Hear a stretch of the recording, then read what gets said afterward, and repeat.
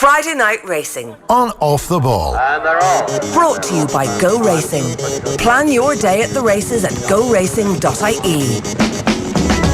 You're very welcome along to Friday Night Racing. It's one of the most excited Friday Night Racings of the year because obviously we are into the Christmas season and there's great racing all across here and across the UK to look forward to, and we'll get into the meat of that in a little while, but I'm delighted to say Ted Walsh is our special guest this week. Ted, how are you? Happy Christmas to you. Good, thanks very much. Same to everybody here. I was kind of thinking about Christmas in sport. The footballers always, they have a small Christmas dinner and then they're called into training and then the next day they have a match in the Premier League. What's Christmas like for trainers and people who work in the industry? Because it's a normal working day most of the days. Yeah, it's a busy day. It's like a Sunday really. You know, it's the same thing. We race every weekend, so Christmas is no different. It's the same thing. It's a busy time. It's actually one of the busiest times for everybody because everybody's a family person, so they have the commitments of their own household, whether it's your wife or your girlfriend or your children or your father or mother, whatever they are, all those commitments to go, and still they have to do a day's work.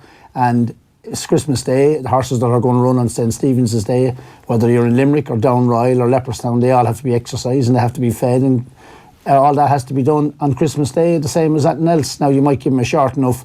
Some of the other jobs are put on the side on Christmas Day to give people a chance to get home to have lunch and things like that. But come 4 o'clock in the afternoon, they all have to be fed and watered and make sure they're all right. And a couple of hours then again. So, like, no matter what yard you're in, whether it's a small yard like mine or a big yard like Aidan O'Brien's or Willie Mullins's, there's a lot of lads in, a lot of lads working. You know. Did your kids appreciate this when Santa Claus was coming early and you were like, okay, well, we're quick, open the presents and off we go?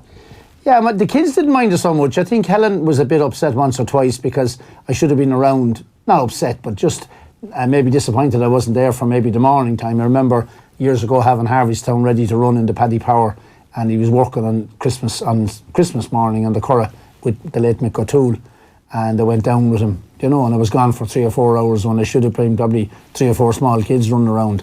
I was being selfish, but I felt it had to be done and I wanted to be there to see it. Yeah. And that was it. Now that's only one instant, but it's many, many times, I'm sure, in many, many households when kids are small. And I tell you the truth, you miss it too as a father. I mean, no matter what you do, when you're young, we say in your 20s or 30s, you think what you're doing is the most important thing. But actually the most important thing is watching them grow up and enjoying every moment with them.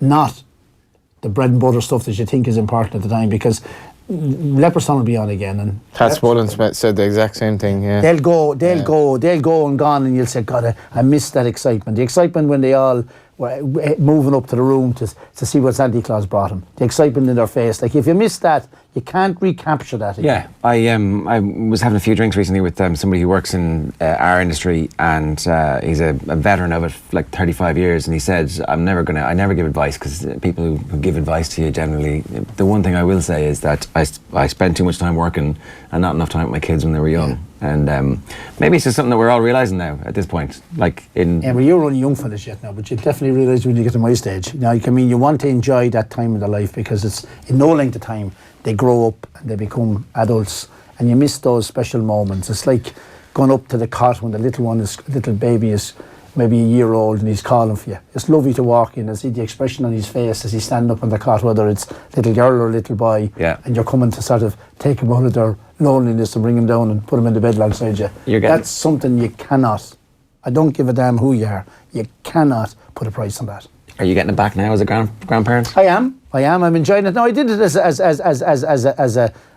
father as well too, but not enough of it.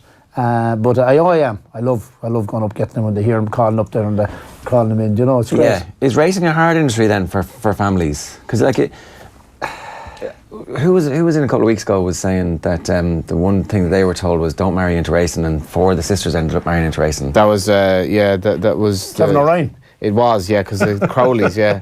Yeah, but they're all married to fellas involved in the game. But I mean, but the only thing about it is you might say that, but people have got to understand it as well too. I mean, it's like people marrying into farmers, or people marrying into people that have to open a pub on St. Stephen's Day, or people who are in the restaurant business. That's part of it, and you have to understand that as well too, and that's part of the package. Yeah. There's no point saying like it's going to be rosy like someone says it'll be fine when we get married. Yeah. That's rubbish. Yeah. If it ain't fine now, it certainly ain't going to be fine when we get married. Like, But you see racing, how healthy it is to do. Like, you look at Kevin Prendergast, who's 86. Yeah. He's lived a healthy life because he's been out in the air with the horses every day, and it's a great life. It's a great life. It's absolutely one of the great.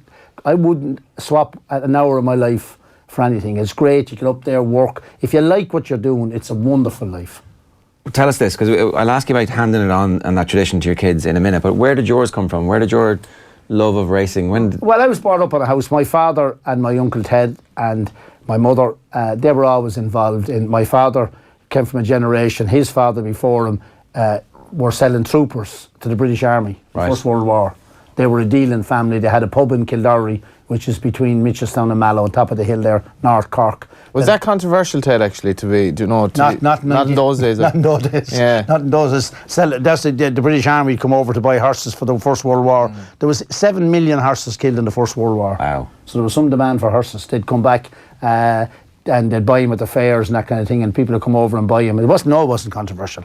It was part of the whole lot of the system. But that's what his business was, buying them sort of horses. And they grew up in a household. They had a pub called the Corner House in Kildare, and they had a farm down the road a couple of miles, and they reared up in that sort of a household, buying and selling horses, hunting horses, riding horses, and then point-to-point horses as they got on, and the idea was to sell them on, no different than what the lads in Wexford are doing now, the Dials or any of them, point-to-point horses, sell them on, and that's the household I grew up in.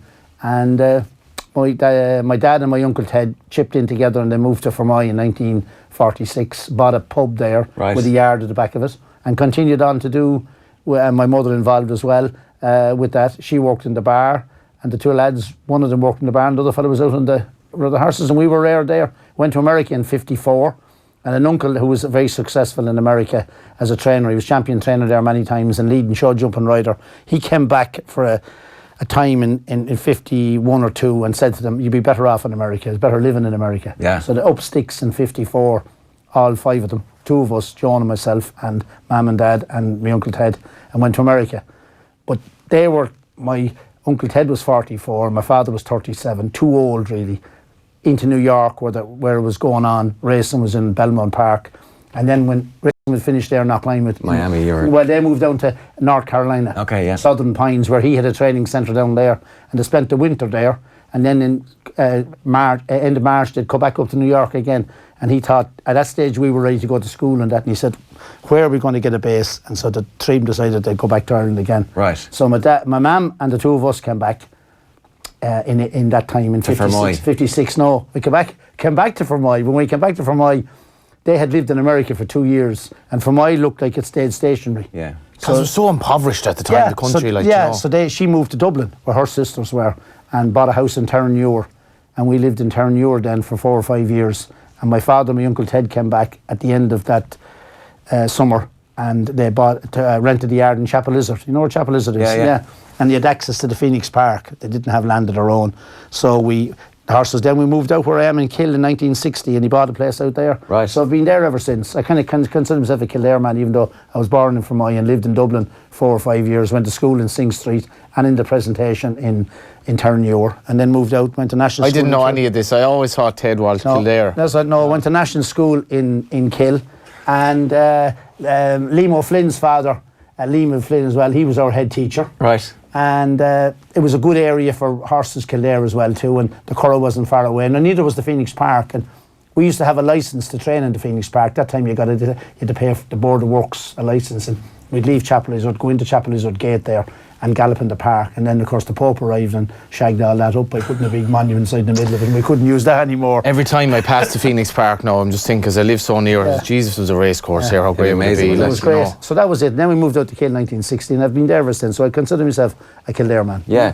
So you had an uncle who was a trainer. Was that your dad's brother? Yeah, my dad's brother, Michael. Very successful. He was champion jumps trainer there 7 or 8 times. So there must have been racing in their family. Well, as I said to you, they all reared up with horse background. Right. He went to America, fell out with his father sometime in the 20s. Himself and a brother Jim went over to America. They knew nothing on any horses. Jim started up a riding school in Great Neck, which is in Long Island, and Mickey started riding show jumpers. He was a young man then in his 20s.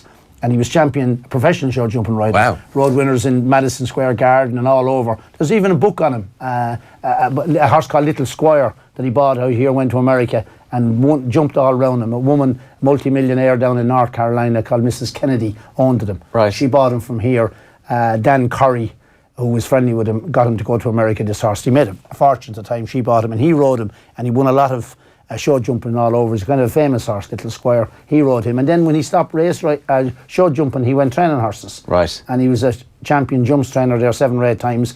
And then a son of Jim's, who had a riding school in Great Neck in New York, his son Tommy went riding for Mickey and he became champion jump jockey in America 7 or 8 times. Okay, right. And won 5 American Grand Nationals. So there's something in the genes. It's there. It's just a horsey background. It's people who rode horses and just in it. That's what it is. It's just there. And that's what it was. A lot of people who went to America from here, anybody who was connected with horses that decided to go to America would get ask my father for Mickey's address, because a base, and he got a job. And people don't realise how difficult it was that time. It was expensive. You go by the boat. We went by boat to America, and we came home by boat. Yeah. 8 days on the Mauritania and 9 days coming home, like in the 50s. But when they started flying horses out, if you could get a trip out with a horse, you get a free trip to America. Okay, right. So my father made connections in America, and he was selling horses in the late 50s, 60s to America. And of course, the lads there'd be a ticket going out. So fellas that maybe wanted to go to America, and they'd get a few quid to go as well. Could bring the horse. And they'd land in America, and then of course they wouldn't come back. Do you remember much of America as a child? As a child, not that much, but I was there in the 60s. We went out, a bunch of us, a pal of mine from Kildare, Eddie O'Connor, and a cousin of mine, Tom, and my father.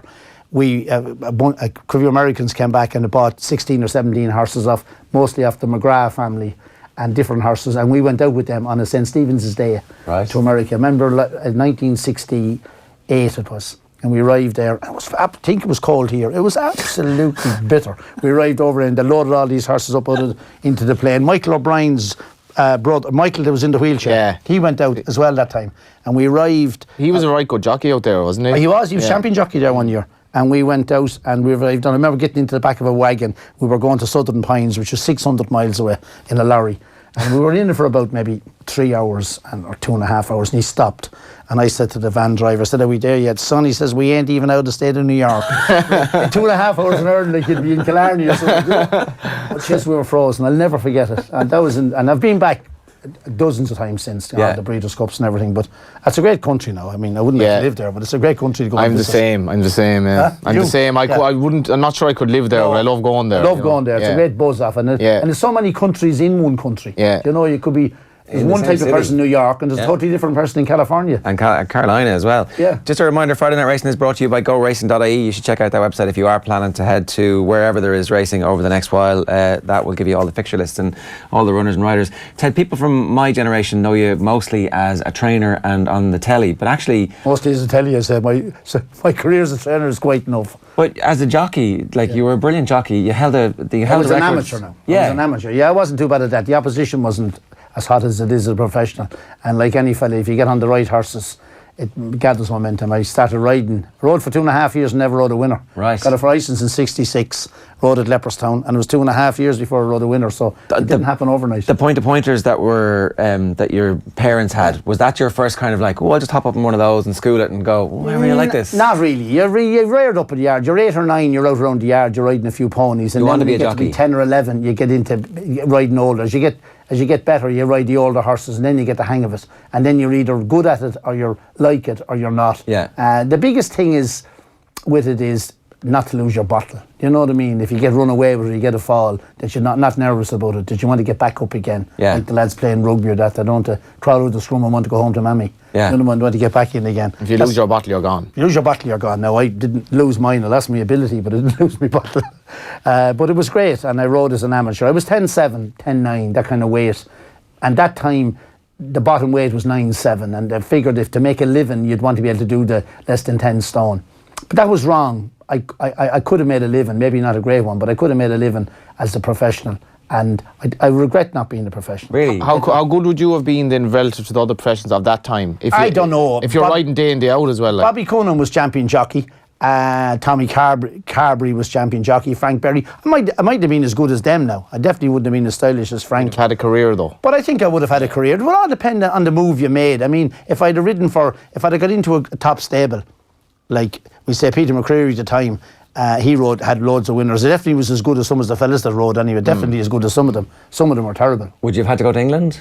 No, I wouldn't. I might have had to go to England, but I don't think I would. I think I would have survived at home with that kind of thing. But you see, I was champion amateur and I was safe. Yeah. I was as good as any of the lads riding, and I was safe. And I rode a lot of winners. I could ride 35 or 40 winners a year, which was, other than being champion jockey, one year I rode more winners than actually the champion jumps jockey rode. That's mad, yeah. Yeah, and then I was safe, and I didn't say, like, there was no point in sort of, like I don't know, I was just being safe, not being maybe ballsy enough to turn professional.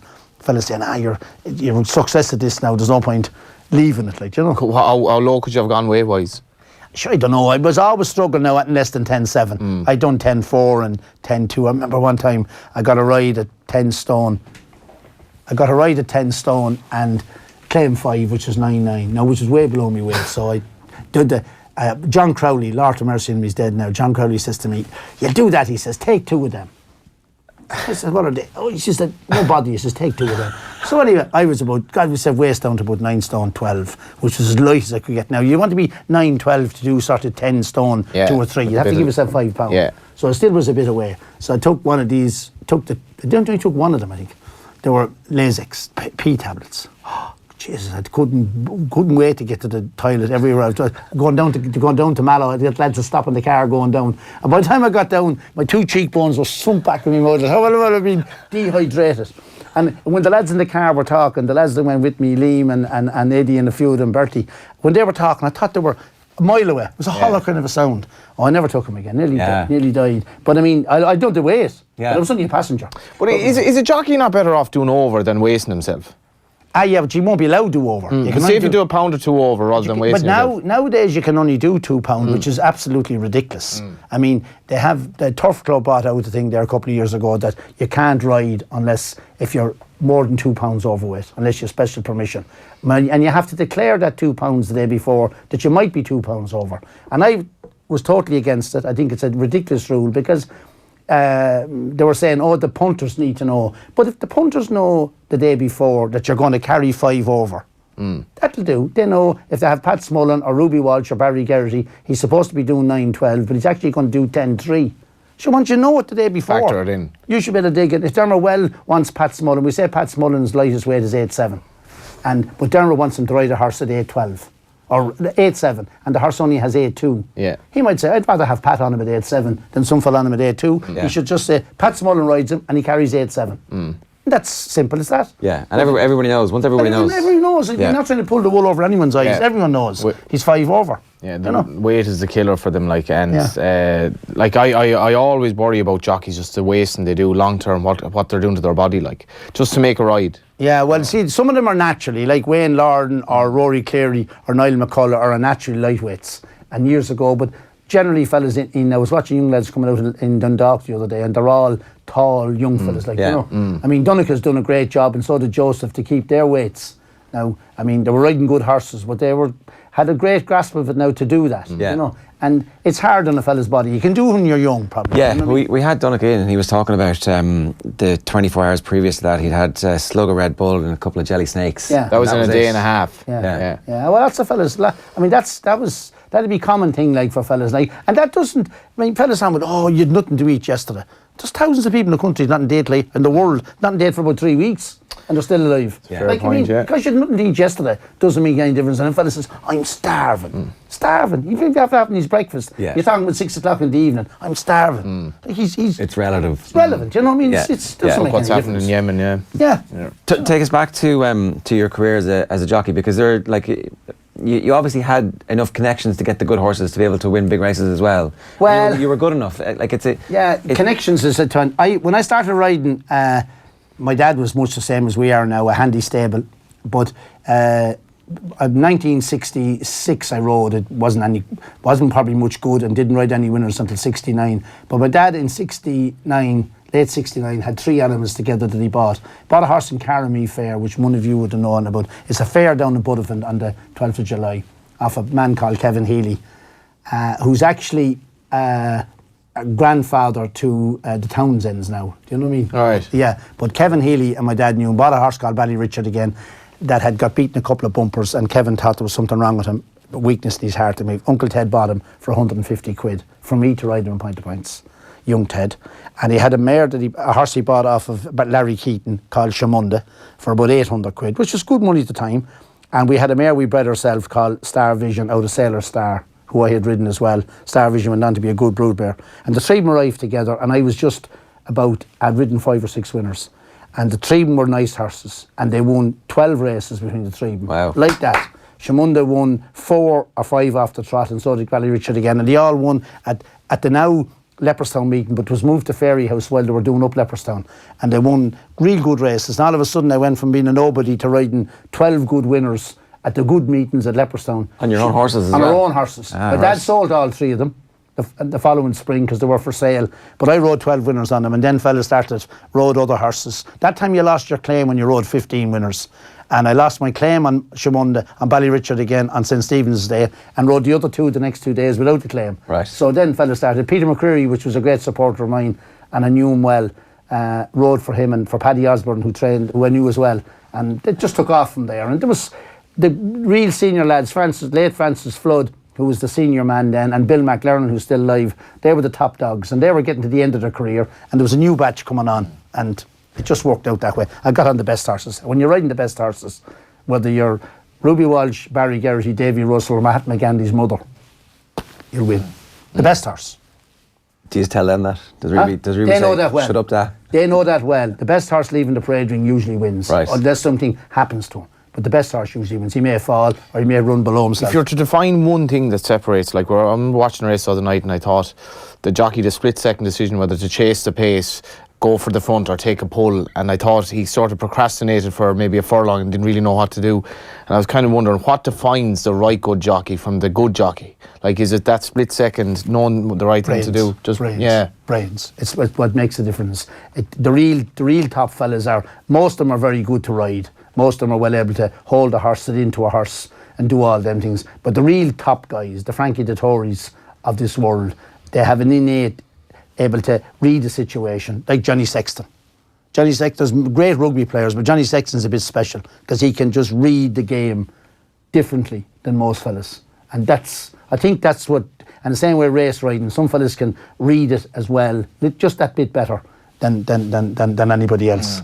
You know, because some people look better and they're more stylish, and some fellas are strong. Now, if you have the whole package, if you have guts, horsemanship, style, strength, bottle, and brains. You're Ruby Walsh. Yeah. Well, can I ask you about that then? Because the brains bit, how much of that do you train with experience, and how much of it is unconscious? What's that balance?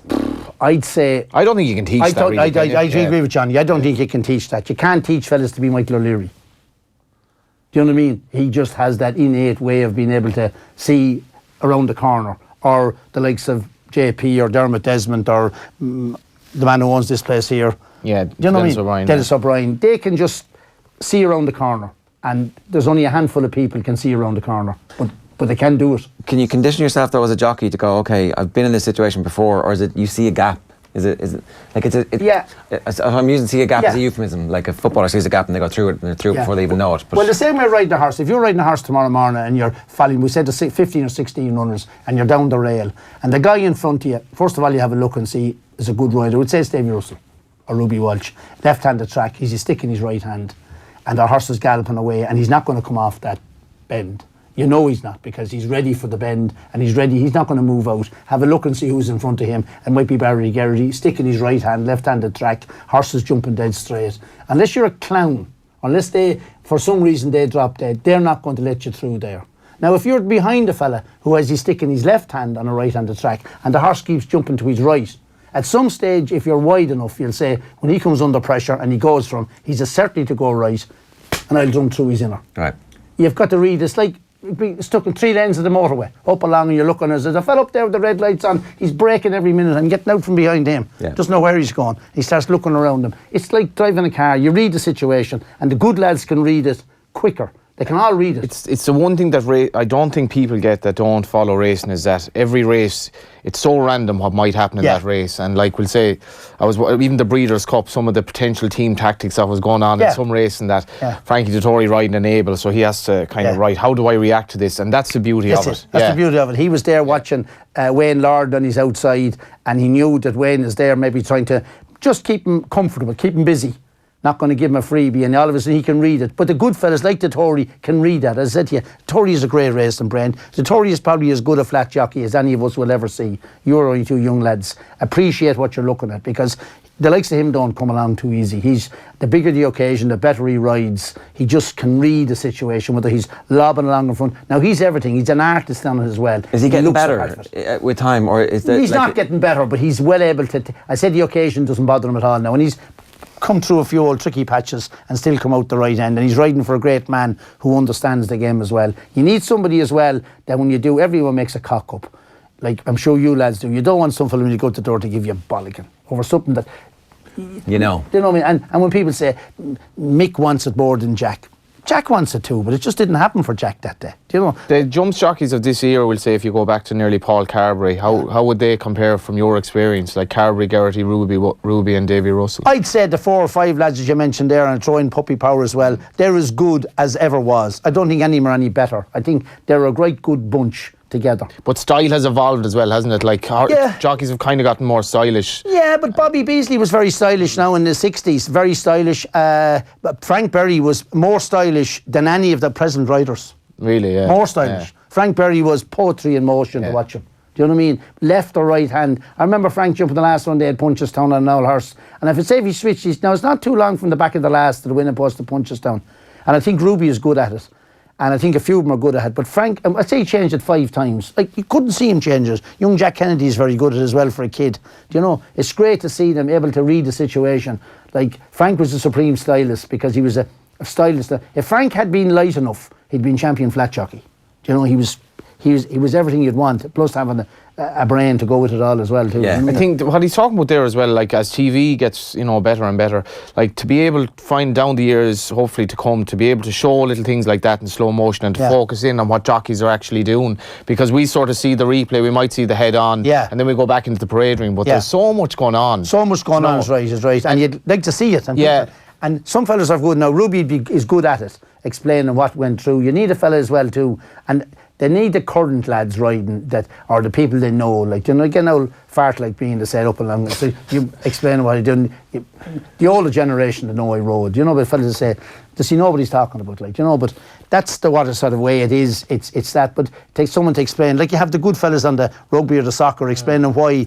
Donald Lenihan is lovely there now. When you listen to him explaining why a fella did it, it makes a big difference. It does. Yeah. Like, why did he do that? You know. Now, and that's what you need. Someone to those sorts of situations. You know. I'm going to give everybody an opportunity to enter our competition here, and then we'll come back and talk about the training as well, because we haven't got to that yet. So the Tote.com are sponsoring the opening and closing races on St Stephen's Day at Leopardstown Christmas Festival, and they want to give 6 people a great day out on the first day of the Christmas Festival, which includes admission and dinner in the 1888 restaurant for you and 5 of your mates. To enter, just get on our Facebook stream now and answer this question: which jockey is currently leading the Irish Jump Jockey Championship? And we'll get in touch with you a little bit later on today.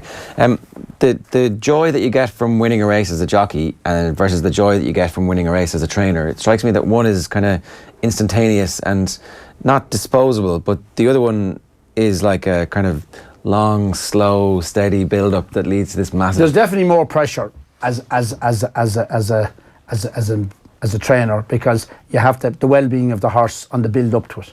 You know, the jockey, or he might pick the right horse or whatever he does. He makes a decision on the day. He's got maybe 5 or 6 rides, and if he makes a cock up in race 2, he might be able to fix it on race 3.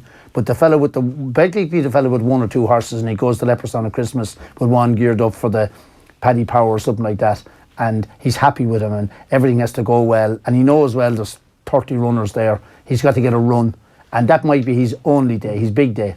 And if it goes well, the relief along with everything else, is great that everything you've done up to now, you go out to see that he's finished up his last bit of work. Was everybody happy with him? Were you happy with him? You go out to look at him to see that didn't take a bit out of him, did they give him enough to leave him right, or did they give him too much to take the edge off him? No matter who you are, you just wonder. Even the great trainers like Aidan or Willie wonder like if it's all going to go right on the day, because for some reason something might go wrong and you say, how did I get that wrong? I'm sure Aidan with Saxon Warrior was frustrated several times this year. Such fine margins as well, do you know, the committee? I mean? Like, it's great when it goes up and it wins. And do you remember when Foxrock ran his first handicap at Leopardstown? I remember Ted came in, I think we were in Clonmel or we were somewhere down the country, and I was telling Ted I'd backed at 14-1. He said, geez, that's a right good bet, I'd love to have some of that. And I said, I don't have enough on to give you any of it. But he turned up in the day, everything went absolutely perfect, and Harvey, Tony Martin had one to do him. Yeah. And it's just, even when the horse probably couldn't have been in better nick. No. Just one little thing can possibly go wrong. And he probably had £10 up his sleeve. Yeah, and he was still beaten. Yeah, he was still beaten. He carried £5 Living next extra. door beat him, I think. Yeah, he kept £5 or £6 extra the next day.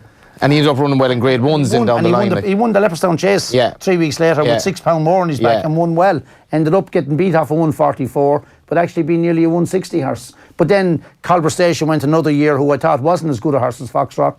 I thought he had a good chance and he bolted in. You know, it's just... And I mean, that horse I mentioned to you, Harveystown, that my dad had, it used to be the Findus.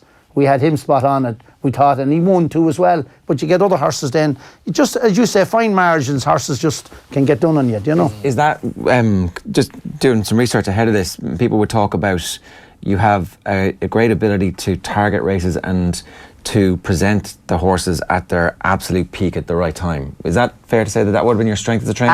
It's a bit over the top, I'd say. I haven't got as much ability. I would like to think that at this stage of my life, I know when a horse is in good order, and you'd always have to leave yourself. If you're aiming for Leopardstown at Christmas, you can't have him at his peak the first run in October. You have him as close as you think, and then you get another run maybe into him in November, 3 or 4 weeks later, with the view to having them spot on for Christmas. Like anybody, it's like the good football teams. They don't come out the first day 100%, but they have to be fairly close to it in order to get through to the next round. And to know what's left. And to know what's left, and to know, like an old horse, the greatest for most people training horses is you get to look at them every day. I wouldn't be able to handle any more than what I have, 15 or 16, but you pull the rugs off him, you look at him, and you know sort of healthy wise how he's eating up. The horse is eating well, you know how he is, his well-being, all those things, and you sort of put all them together and you know it. I give great credit to the people who can handle the big numbers, because it's a huge responsibility. Like, it's one thing to handle a few and maybe do a good job with it, but these fellas can do it with 150 and 200 horses. I can figure out how they can do that. Like, to still have the eye to know. That's what I'm saying. You can delegate, but you also have to know yourself. You have to know yourself as well, you know. But do you feel like you've got generations of knowledge when you're looking at the horse, and that? I have a good enough knowledge. I know when horses look well and when horses don't, and I know what a nice looking horse is in my eyes, and I know soundness. I'm probably a little bit too brought up in a place where it was most important that the horses were sound, and because you were going to sell them on, and I'm probably a little bit conservative. I remember Paddy Mullen saying to me one time, we were sitting at a table and I was talking to him, that's Willie's father, and I said to him, the worst thing, Paddy, I said, is when you go out at night. Now, a lot of us that live near the yards would go out around 9 o'clock or 9:30, have a look to see if everything is all right before you go to bed.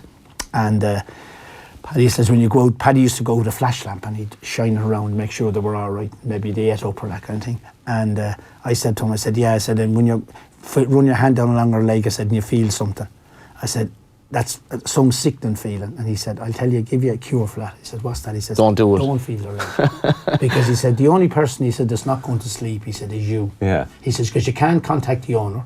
It's too late for a vet.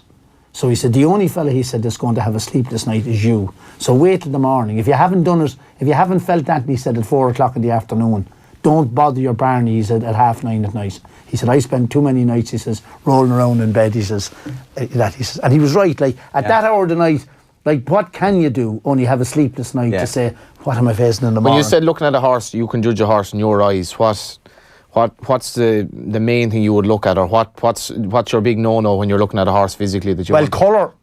I hate to see a horse gone of his old coat. Do you know what I mean? Whether it's like hasn't got a bloom. And I love when I pull a rug off a horse that I can see health. Do you know, look, it's like looking at somebody. You say, fella, geez, that fella looks great. And you see a fella come in the door and he looks grey. You mightn't say anything to him. You say, oh, you're in great old form. You'd say, geez, I met Johnny so-and-so the other day. He's a horrible colour. You know what I mean? You know? And you say, you know, I would be surprised if there's something wrong with him. And it's the same way with an old horse. Yeah. You pull off the rug off him. And it's the same innate ability that mothers have with kids. They don't need. If the mother has to go to the doctor, she's usually right to something wrong. Yeah, you can tell. You shouldn't underestimate him now as a trainer. In fairness, for the numbers you had, you were well able to get horses right. And they were good horses. Had good days, Comanche Court, Papillon, but also even Foxrock and. Yeah, we lots of them. Leopardstown's been very good to us. Rinkaree won 2 Ericssons, and Comanche Court won plenty of races there. Papillon, Southern Vic, they all won Grade 1 races at Leopardstown. Who was your favourite? Well, Comanche Court. Yeah. My favourite horse that I'll ever have anything to do with. Why? He was the kindest horse that I ever had anything to do with. And when I wanted him, he delivered. I badly needed him in the Triumph Hurl. He stuck his head down and ran to the line. And he was just a great horse. And when he worked well, when I backed him, he never let me down. I thought he had a chance in the Triumph Hurl and he won. And he was just, if he worked well, he'd run well. And if he worked bad or you'd be making excuses, he wouldn't run that well. He told you exactly how he was. If he'd done a good bit of work, he'd usually run to every pound of it. He was a great horse. Would you get anyway sentimental now? I know the English are mad for this, but would you get sentimental when he died? Like, oh, jeez, I was broken-hearted. Yeah. Broken-hearted here even talking about him. Yeah. Do you know? And even I hate the job even. Old Papillon died there during the year, and Seabass. And I've Rinkaree now and he's 27. And someday I'm going to have to bring him down and call Mark McRedmond out of Anglesey to come and put him down, because he's going to get old. And he's grand at the moment. He's eating well, he's a rug on him, and he's nice and warm, and he's bucking around the field, and when I call him he comes over to me. But I'll go up to the field someday and call him and he won't come over because his appetite is gone. It's a real sign, you know, if you're sick your appetite goes, and when you're old and ready to close the box, the appetite goes as well. Now you can't put humans down, but you put horses down. But there's humans would like to be put down as well too, not to be left suffering. Absolutely. So when I go up to feed him someday and he doesn't jog across the field to me where I feed him, I'll say, you're at the end of the road, old man, and I'll have to put him down. And I'll be sad that day. Yeah, I'm sure. It sounds like it is the whole circle of life. It is, the circle of life is right. And I think that, like, people give out about cruelty of racing and one thing. There's not the people involved, but from the great majority that I can talk about, 99%, there is the odd rogue, no matter what business you're in. Look after our horses great. The people, and they feed them well and look after them and put an old rogue on them and brave enough to say, it's like your dog. The decision comes that he has to be put down. That's Comanche Court there. That's Comanche Court there, yeah. Oh, he was a gent. The attachment that a lot of nicer fella in the fellas out in Antrim there. That I guarantee you. The attachment that the stable workers have with them horses that they have to, you know, that they mind day in, day out. You can't put a price on that. No. I often think they prefer them to humans nearly. Like, do you know what I mean? And anyone could ride him at home. If you came down to me now and said, I'd like to ride out something, well, this is when he would stop riding. You could throw your leg up on him there and ride him around. I remember when he was finished, I used to ride him down to the Curragh when the lads would be going out to work, and I'd ride him down and I'd stand there at the edge of the Curragh and he'd watch horses galloping up, and he was just one of them sort of horses that you could give to anybody. Jennifer now, my eldest daughter, used to ride him a bit, and she didn't ride a lot, but she used to ride him away all the time. I was so sorry that he got a twisted gut. He was only 13, like, and he got a twisted gut and we had to put him down. It was that or a huge operation that he mightn't have pulled out through. So Ned Gowan was the vet at the time, and he said, listen, you're going to put him through a lot of hardship for maybe not a nice outcome. So we just euthanized him and that was it. But it was a rotten day. I'm sure, yeah. The racing life and the racing life that you've passed on happily to your kids, it seems. Yeah, they like it. They were reared up in the yard. No pressure on to come in or come out. They all liked it. They all like outdoor life. They all like a bit of sport in general. The lads played rugby. The girls were into everything else as far as sport goes, and they liked it. And they're all pretty good at it as well. And they all liked it. Yeah, they are. Did Ruby play a bit of rugby? Did yeah, Ruby played a bit of rugby. Nace, played with Nace. Yeah, Ted Coughlin, my brother-in-law.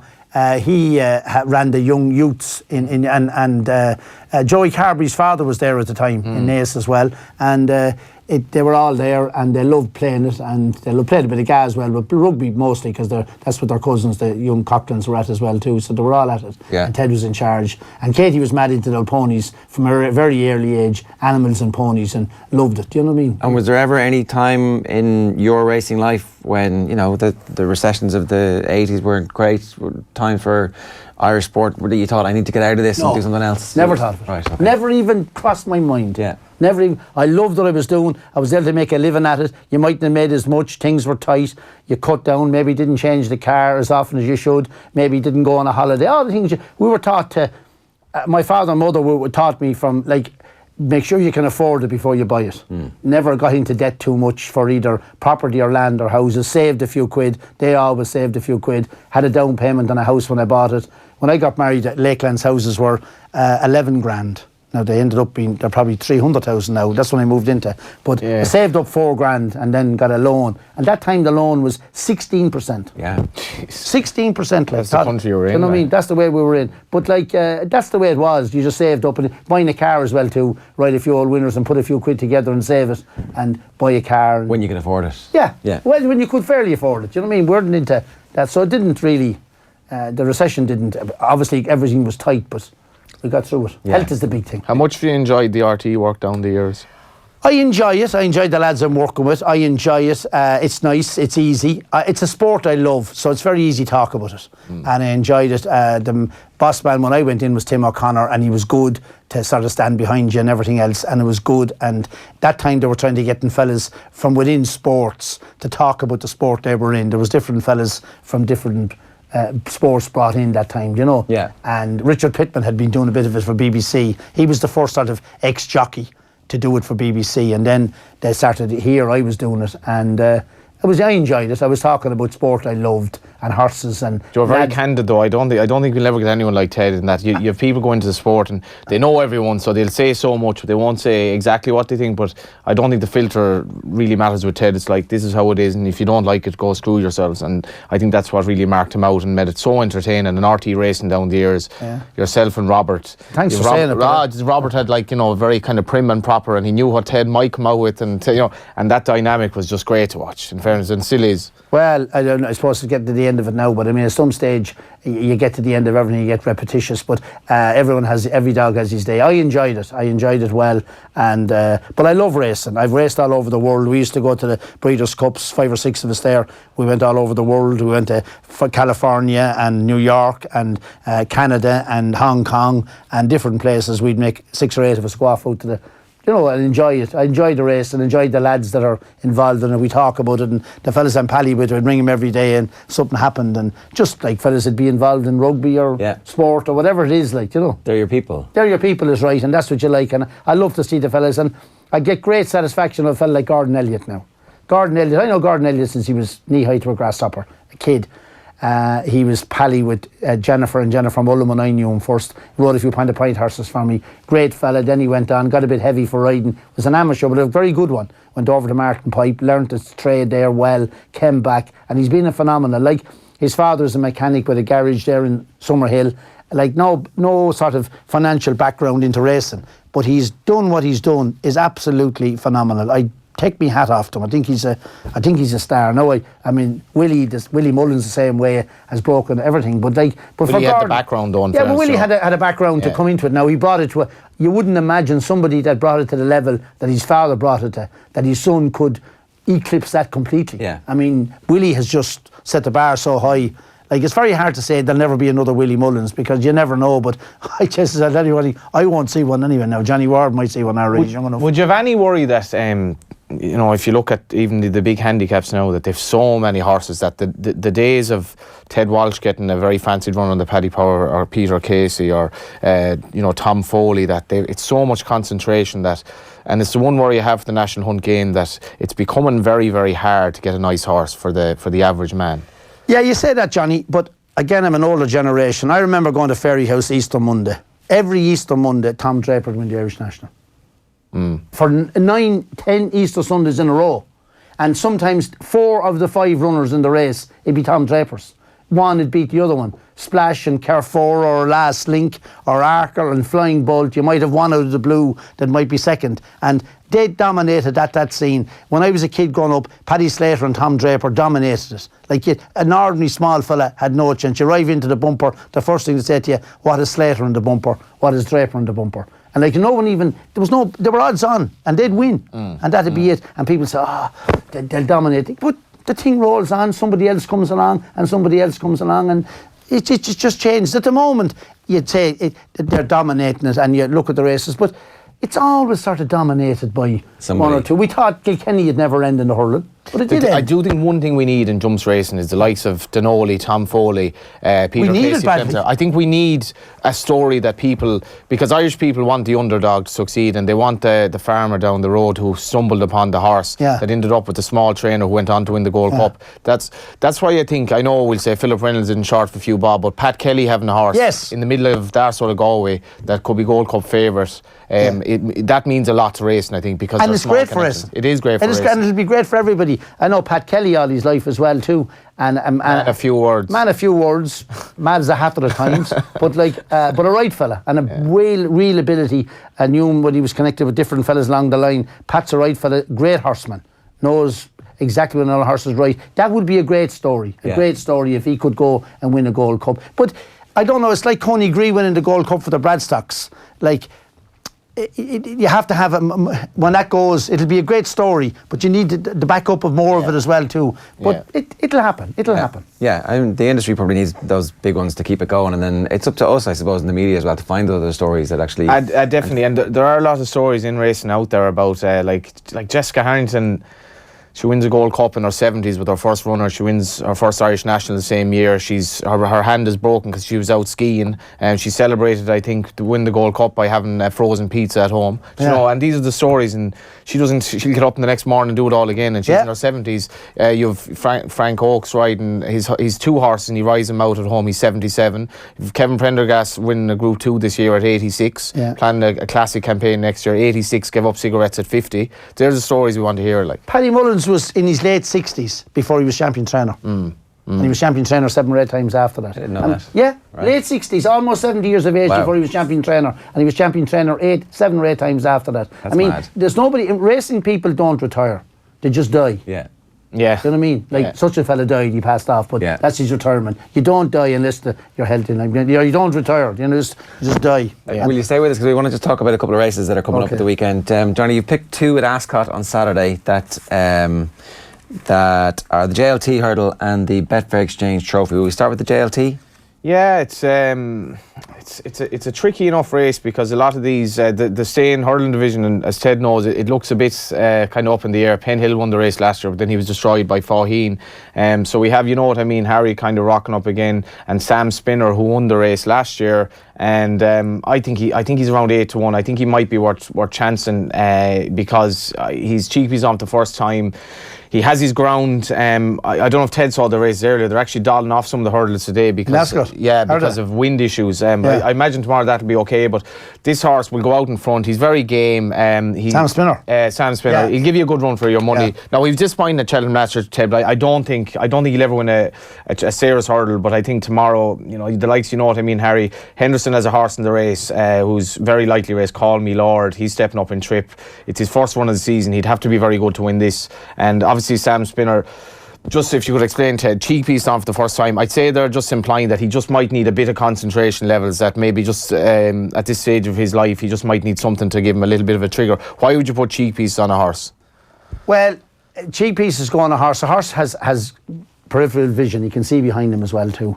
But I mean, a horse with cheek pieces just stops him maybe if he's looking back to see what the opposition is, see what they're coming. You know, like that kind of thing. It's like years ago, you wouldn't remember, all the horses wore winkers because they wouldn't be frightened. If you see the Guinness horses, they always had winkers on them. Well, winkers are very like blinkers or cheek pieces. So he wouldn't, if something was coming from behind, it wouldn't frighten him. Right. And that's the reason. It's just so that concentrating on what's on in front, you don't want him looking back. And then when he might hear the sound, that he gathers the momentum before they actually get one. He can hear them coming, but he can't see them, and he gathers the momentum. Sometimes horses, I have a mare now, the one the other day at Dundalk, at Lafayette Hill, and she needs them because when horses get around her, she backs back. Right. She just, if the gap is getting tight, she's inclined to say, oh, won't make it. You're a bit like a cowardly driver. Right. You said you're behind him and said, for God's sake, drive on. And he said, oh, there's one on both sides of me. And next minute he pulls back. Yeah. Where there's plenty of room. Yeah. But he's afraid. Yeah. Thinks your man on the right is going to get him. And horses are like that as well. When the gap gets a little bit tight. They obviously work. They obviously work. They work on everything. They work. That's mad, isn't it? Yeah. A few drivers should have them as well too. The Betfair Exchange, there's a few here as well that I think people will remember from last year.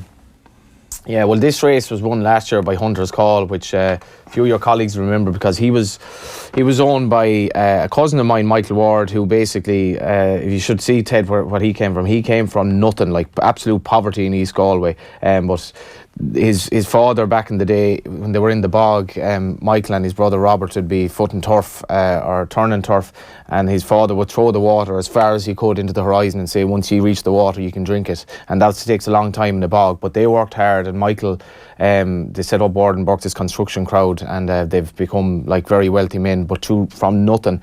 And he owned a horse called Hunter's Call. He just got into racing, sold him on to Ollie Murphy in England.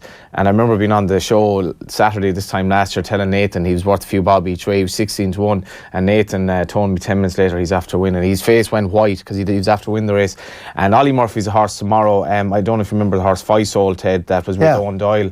So he's having his first start for him. But the British handicapper, he won off 112 in Tipperary. He's 133 tomorrow, so it's 21 pounds. And he's on soft ground. I think Flying Tiger is interesting. He won the Fred Winter 2 seasons ago. He was favoured county hurdle last year, disappointed, but he's gone back to his winning mark. Chester Williams is claiming 7, and I think at his price 14-20 he's interesting each way. Tigers. Flying Tiger. Flying Tiger. Okay. That's for tomorrow. And then obviously it's mad, there's no racing between Thurles tomorrow and Stevens Day in Ireland, which is as long a gap as you'll ever get in Irish racing. And I was kind of making the point earlier, like it's great for the staff, but sure, a lot of them, they'll still be working anyway, they just won't be racing. You know what I mean? Yeah. So they'll be at home, but at least and in fairness to HRI and the programme, Dundalk finishes at 8 o'clock tonight just to give people a bit more ease going home. Yeah. We are aiming to add to the €1,485 that we've raised for the Irish Injured Jockeys Fund with this week's charity bet from thetote.com. We've got another €100 charity bet, Johnny. The pressure is on. Mouse Morris, who you would have ridden against. Yes. So he's Mouse doesn't have the Jigginstown horses anymore, which is tough for him because he had a lot of success. But I'll always defend Jigginstown in many ways because I think they're results driven. They're not very sentimental, but they're great for the game because they keep the horse in Ireland. They might be harsh, but the horses run honourably and they run honestly. And in any event, Mouse wouldn't have the horses he had, but John Magner has this last man standing. I think he's a lovely horse. 3 miles beginner's chase tomorrow. I think he'll take a lot of beating. It's in the 12:15, and it'd be great for Mouse to have a winner at Christmas. Straight up to win. Mouse is a good fella. Mouse trained an English national winner, 2 Irish national winners, and a Gold Cup winner for Jigginstown. That's amazing. But that's not the first time. Something like people are entitled to change. When Golden Miller, who won 5 Gold Cups, he had 3 different trainers. Right. Do you know what I mean? I think they sent him with younger horses, but they are like Jigginstown are. It's results based, unfortunately. I'm like Tony Martin, Sandra Hughes. There were plenty of horse trainers that had horses with them, and they've kind of concentrated on 4 now. Basically, Joseph, Henry, Noel Meade, and Gordon. And Gordon will have the lion's share of them. I think they'll give horses to other people, but like it's very different to JP, who'll more or less keep trainers in the game by giving them a few horses. Jigginstown are just different way of looking very, at it. very different. But if everything was the same, it'd be boring, I suppose. We were outside. Ivan Yates sidled up to you and was asking about Leopardstown. Just to chat to you, this is the time of the year where everybody's looking forward to, like, Leopardstown at Christmas has a special, just a bang of Christmas off it. And Leopardstown at Christmas is the first time that all the real good horses, whether you're in England or Ireland, will clash or go for the big pots. You have the Christmas Hurl, and you have the King George at Kempton, and you have the Welsh National at Chepstow. Huge pots, huge races. Talk that Ruby might be going to Limerick as well on Stevens Day. Limerick, there's a grade 1 at Limerick this year now, and he's going down there to ride Get a Bird, who was impressive at Punchestown. Likes to go right-handed. It's a grade 1. It's equivalent to the one at Leopardstown. The 2 mile one is 2 mile and 3. Like if he jumps to clear round, he should be hard to beat. Have you any advice for Ruby with the way he's been a little bit picky and choosy now because he's getting older and he's had ferocious injuries. Ruby broke his leg, came back at Cheltenham and broke it again the following day, and people just say, sure, it is what it is. Like if that was everyday life, you'd be like, this lad is going off to a war or something. But have you any sort of advice for him this season, or have you advised him on, like Charlie obviously was riding over hurdles towards the end of his career, or were you sort of saying go flat out as you always were before? Or I wouldn't say, I'd say you can't mind yourself. I mean, Ruby's most serious injuries have happened over hurdles. I mean, without a shadow of a doubt. The good horse that he rode, Celestial Halo, he broke his arm and ribbons off of him at Liverpool. He broke his leg off of Let's Dance at Punchestown over hurdles. BCL as well, was he? I mean, in the Triumph. Yeah. They're over hurdles. You get a worse fall over hurdles you do over fences. Because they're so fast. They are, and you're not expecting that. It. No, I wouldn't. Listen, Ruby is 39 years of age. I don't give him any. If he wants advice off me, he rings me about something. We chat every day, maybe 3 or 4 times a day. But if he was in any doubt about something, he might ring me and ask me, and we talk about it. But I wouldn't. You can't pick and choose. I'd say that he's no chance of being champion jockey this year. Yeah. So, I mean, he's still going to get a bit more selective. Willie's a bit more selective as well with him. Doesn't want him riding horses that have no chance. The other day he was going to ride something in England. Undasoo. Yeah. And somebody wanted him to ride something in the first at Sandown. And Willie said no. He said, I have no Paul Townend sitting inside in the wear room. So he said, if you get knocked out, he said, who's going to ride Undasoo? How good is Townend, do you think? Townend is as good as there is. Yeah. Paul Townend is a top class jockey in every sense of the word, physically, mentally, and every step of the way. Paul Townend is as good as it gets. All Townend needs, like any of them do, is to get on the good horses. And Jack Kennedy is similar as well too. As a young fella, I haven't seen any better. You know. Yeah. Is there a part of you that kind of is really looking forward to the day when your kids stop riding professionally and competitively? I suppose there is. Yeah. I suppose safety factor. I suppose when they get hurt, you say, Jesus, I mean, that's an unnatural thing. That's a fatherly thing. I mean, you don't want them to get hurt. But I know where Ruby's coming from. Like, Ruby knows well that when he says the time is up, there will never be another thing in his life, sporting-wise, that will give him the kick he's getting out of what he's doing at the moment. Yeah. The kick. When you come back down there at Cheltenham after winning a good race and you're coming back down there, the adrenaline, and Katie's the same way. Katie is going to miss it terribly as well too, because like those days, and both of them, you don't miss it if you were riding the last couple of years and you hated what you were doing, but you were only doing it because it was a job. It's like a fella who loves the job and a fella who's sick of it.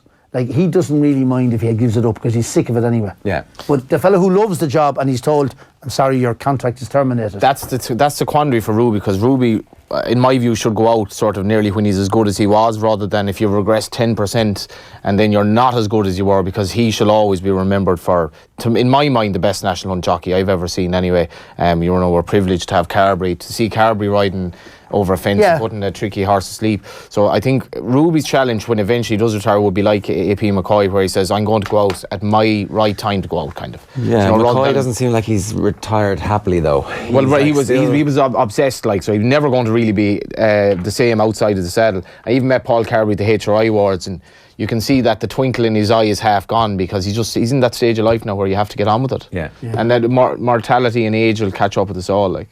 Yeah, I hope he gets, as you say, I hope he gets out sound. That's the main thing. Yeah. Sound, whether he redresses or not, that's up to himself. I mean, to get out at the top, because the likes of me or Johnny Ward or you think he should get out at the top. I thought Mick Canaan the last couple of years wasn't maybe riding as well as when I saw him riding early on, but yet he stuck it out to see the stars, and you couldn't ask for a horse to get a better ride than he got in the Arc. Yeah. You know, he rode him, and then he said, that's enough now. Yeah. But like, I mean, you've got everybody, they're grown men, they make their own decisions, not what we decide on them, do you know what I mean? No, for sure. Is there anything in particular that you're looking forward to at Leopardstown over Christmas? I'm looking forward to some great racing. I think there's 4 or 5 races in particular that are going to be cracking races. There's a good novice chase there on the first day.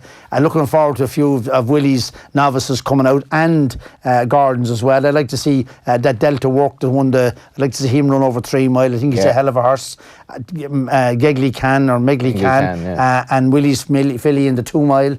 I think what do you call them is going to be a good. Savills race is going to be a good race. You have Road to Respect, and all them, and the Jigginstown filly. Yeah, Shattered Love. Shattered Love. Do you know what I mean? And you have Bell's Hill, and then you have Annie. What's her name again? The good mare. The one, the Fairy House, Anna. Jigginstown mare. Yeah, she's the mare's hurdles favourite. And you have Super Sunday. And you have Faheen taking one another on. That could be a hell of a race. I was only talking about her earlier. She's her name is. You can't think of her name, and you're only young. This is bad. This is bad. Going on 36. She's if herself and Faheen, like, because I think Faheen has only run once at 3 miles, and he produced one of the best forms I've ever seen over 3 miles. So if he could reproduce that, now I don't think it was a fluke of Punchestown. So like Penhill came up, had every chance, and he absolutely beat him 11 lengths. So if she can. Apple's Jade can. Jade, you got her good man. I'm not sure she's up to that performance over 3 miles. But we'll see. It'll be some race. Super Sunday as well. Like, she's as good as she was at Fair. I haven't seen a better performance by a mare other than Annie Power. 20 lengths. Have you won over the Christmas Worth? I have. I think Kildare might run a novice handicap hurl there. He's 12 or 14 pound lighter over hurls than he is over fences. He'd have a chance in the novice handicap. And I'm hoping Annie Second now runs a good race in the Paddy Power. He's got it all to do. He get the trip, Ted? I don't know. I think he will. I hope he will. If he gets the trip, he's very interesting. Yeah, I have a chance of with 11 stone in that. But he has another one of JP's to beat. The name escapes me. It was very impressive the last day. Like Annie Second now, a lad had asked me for Christmas, and he'd been campaigned over 2 miles, and he was a really good novice hurdler for he won his maiden at a big price, and then he won was it Punchestown and Fairy House the next day, beat a good horse of Willie's. But if he stays the 3 miles, and Ted thinks he will. Like, he's definitely one of the feasible horse in the race, because he's a second season novice, and he could have a bit in hand in a race in which you wouldn't have much in hand. Okay, we'll keep an eye out for Any Second there. Ted, it's a life less ordinary. It's been brilliant getting back into some of the genealogy and kind of fully understanding exactly where it was. You've been so generous with your time, so thanks very much for joining us. It was a pleasure to be here. And have a great Christmas to you and the family, and to you, Johnny. Thanks, sure. Hopefully we picked a winner for you this week as well. A reminder that Friday Night Racing is brought to you in association with GoRacing.ie. You should check out that website if it is your intention to go to any of the racing over the Christmas festival. All the details are available there, and we will see you next week. Good luck. Have a great Christmas. Friday Night Racing on Off the Ball. And they're off. Brought to you by Go Racing. Plan your day at the races at GoRacing.ie.